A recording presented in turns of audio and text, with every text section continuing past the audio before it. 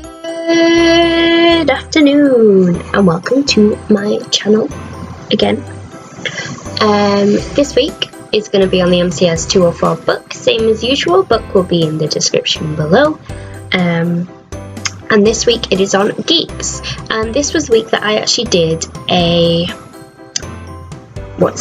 presentation with another one of my classmates on this project, so I feel like I know it a little bit better because I had to put extra effort in.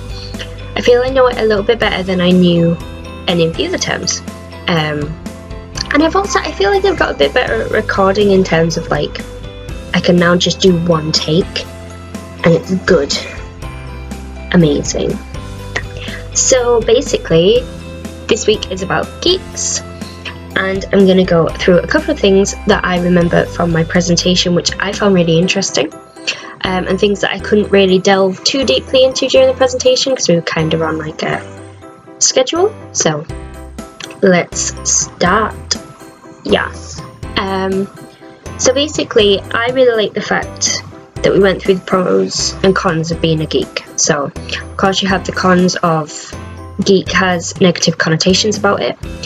When you think of a geek, you probably think of someone that looks like this. When in actual fact, all of us are probably geeks in some way. There is always some subject that you are a geek on. You know more about it. You put special effort into it. I mean, it could be horse riding. You could be a geek at horse riding. Geek at maths. Geek at computer science. Geek at English. Geek at anything. Geek at music, even. Who knows? And so, of course, you have the negative connotations, which I find quite sad. Because being a geek is such a wonderful thing in the sense that you have this vast knowledge on a subject that someone else doesn't. And it's a shame that geeks are defined as weak and easy to bully and nerdy and everything like that. But in actual fact, geeks can look like everyone. But pushing the cons aside, we have the pros as well. So we have the fact that they have such a vast knowledge. That's a huge pro. I mean, and also, if the power exchange was to change, if a geek was to gain more confidence, I mean, they could have such big power over everyone. Not in a sense of in a mean way, but I mean as in if geeks were more respected, knowledge, I guess, would become more easy to attain in a way. Especially in schools, because you'll be able to go to the geek or nerd and say, oh hey, I need help with this question, without it being a confrontational thing. Unfortunately, something that I did touch upon on the geek video, which I found really interesting, is one of the big downfalls of being a geek, and one of the things that has recently come up due to the scamming issues, is having a vast knowledge on computer science, say, and computers makes people more likely to think you as a scammer. And that's obviously not helped by the trolls on digital software saying, oh, I know everything about computers, I'm a computer geek, I'm gonna hack all your things.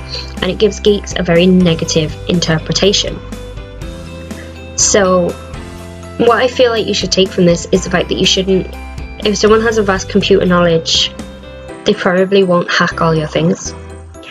Take a better look at the geeks around you and see if they could help you as a person, instead of you maybe not giving them the same attitude you give someone else. And also, embrace your geek, embrace what you're passionate about, embrace what you know the best, because really, it'll help you out in the long run. But yeah, I hope you enjoyed today's video, and I hope that you enjoy my content. Like I said, you can look below for the book that this has come from, look up all the chapters. My lecturer actually has a chapter in there, which I think is super interesting. And yeah, I will see you guys next week.